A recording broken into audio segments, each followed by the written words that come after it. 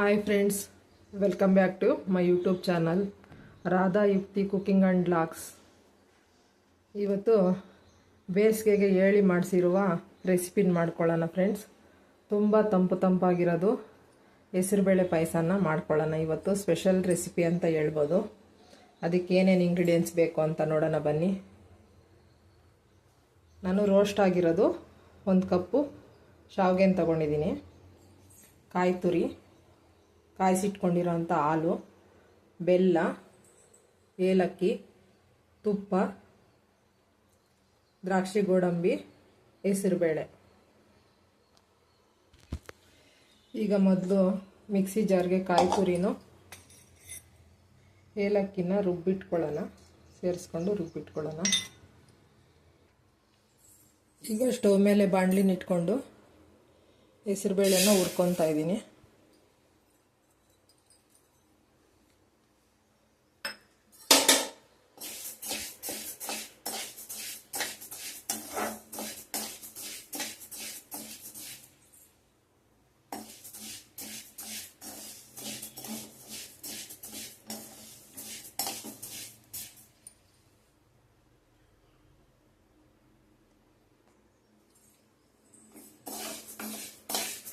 ಈಗ ನೀವು ನೋಡ್ತಾ ಇರ್ಬೋದು ಯಾವ ಥರ ಫ್ರೈ ಆಗಿದೆ ಅಂತೇಳಿ.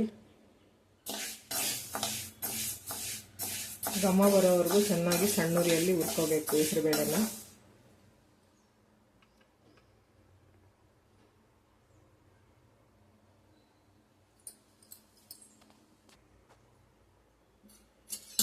ಈಗ ಚೆನ್ನಾಗಿ ಹುರಿದಿರೋ ಹೆಸರುಬೇಳೆನ ತೊಳ್ಕೊಳ್ಳೋಣ. ಇವಾಗ ಈಗ ಸ್ಟವ್ ಮೇಲೆ ಕುಕ್ಕರ್ನ ಇಟ್ಕೊಂಡು ನೀರು ಸೇರಿಸ್ಕೊತಾ ಇದ್ದೀನಿ. ಹೆಸರುಬೇಳೆ ಬೇಯೋದಕ್ಕೆ ನೀರು ಎಷ್ಟು ಬೇಕೋ ಅಷ್ಟು ಸೇರಿಸ್ಕೊಂಡು 1-2 ವಿಸಿಲ್ ಹಾಕ್ಸ್ಕೋಬೇಕು.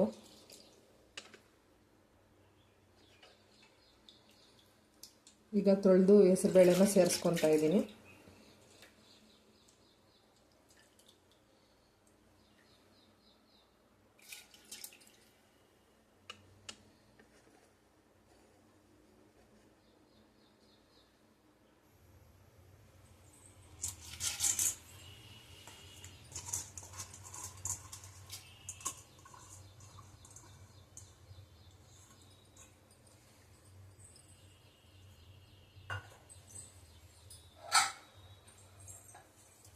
ಹೆಸರುಬೇಳೆ ಸೇರಿಸ್ಕೊಂಡು ಕುಕ್ಕರ್ ಲಿಡ್ನ ಕ್ಲೋಸ್ ಮಾಡೋಣ.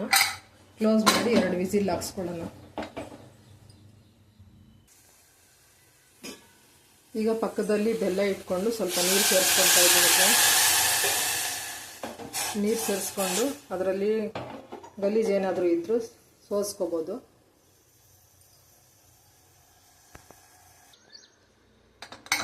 ಈಗ ಕುಕ್ಕರನ್ನು ಓಪನ್ ಮಾಡ್ಕೊಂಡು ನೋಡ್ಕೊಳ್ಳೋಣ ಯಾವ ಥರ ಬೆಂದಿದೆ ಅಂತ. ನೀವು ನೋಡ್ತಾ ಇರ್ಬೋದು 2 ವಿಸಿಲ್ಗೆ ಚೆನ್ನಾಗಿ ಬೆಂದಿದೆ.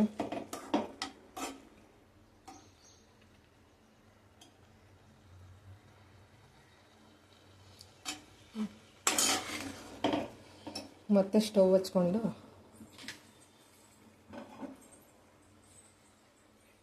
ಈ ಕಡೆ ಬೆಲ್ಲದ ನೀರನ್ನ ಸೋಸ್ಕೊಂಡು ಹಾಕ್ಕೊತಾ ಇದ್ದೀನಿ ಫ್ರೆಂಡ್ಸ್.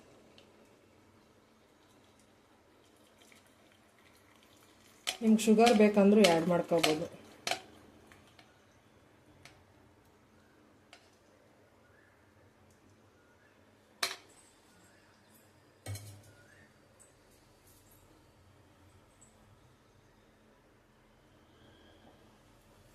ಈಗ ಅವಾಗಲೇ ತೊಗೊಂಡಿದ್ವಲ್ಲ ಹುರಿದಿರೋ ಶಾವಿಗೆನ, ನಾನು ರೋಸ್ಟೆಡ್ ಶಾವಿಗೆನ ತೊಗೊಂಡಿದ್ದೀನಿ, ಅದನ್ನು ಸೇರಿಸ್ಕೊಳ್ಳೋಣ.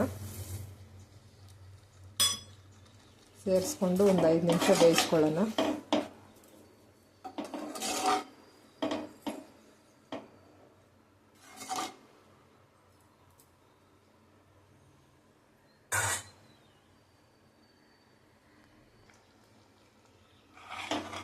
ಈಗ ಹೆಸರುಬೇಳೆನೂ ಶಾವಿಗೆ ಕುದೀತಾ ಇದೆ, ನೋಡ್ತಾ ಇರ್ಬೋದು ನೀವು.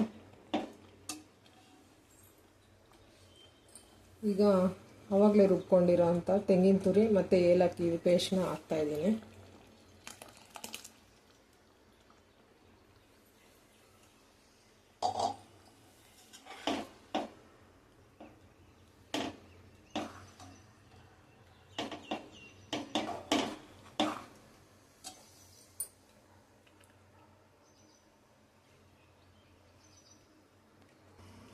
ಈಗ ಪಾಯಸ ಕುದೀತಾ ಇದೆ.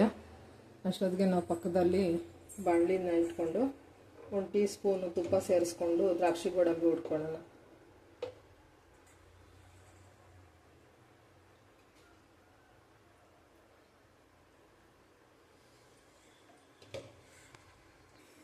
ಈಗ ತುಪ್ಪದಲ್ಲಿ ಹುರ್ಕೊಂಡಿರೋ ದ್ರಾಕ್ಷಿ ಗೋಡಂಬಿನ ಇದರೊಳಗೆ ಸೇರಿಸ್ಕೊಳ್ಳೋಣ.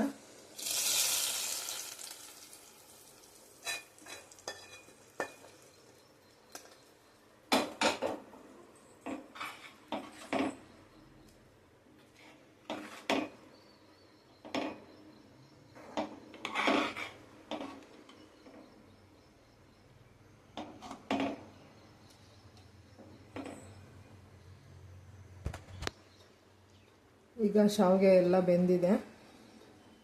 ಅದರಿಂದ ಕೊನೆಯಲ್ಲಿ ಹಾಲನ್ನ ಸೇರಿಸ್ಕೋಬೇಕು. ನಿಮಗೆ ತೆಳುವಾಗಿ ಬೇಕು ಅಂದರೆ ಸ್ವಲ್ಪ ಹಾಲನ್ನ ಹೆಚ್ಚಾಗಿ ಹಾಕ್ಕೊಳ್ಳಿ.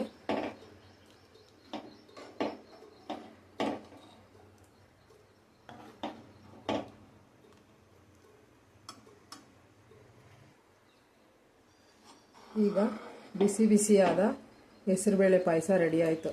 ನೋಡ್ತಾ ಇರ್ಬೋದು ನೀವು. ತುಂಬ ಗಟ್ಟಿನೂ ಇಲ್ಲದೆ ತುಂಬ ತೆಳುವಾಗೂ ಇಲ್ಲದೆ ಮೀಡಿಯಮ್ಮಾಗಿ ಬಂದಿದೆ.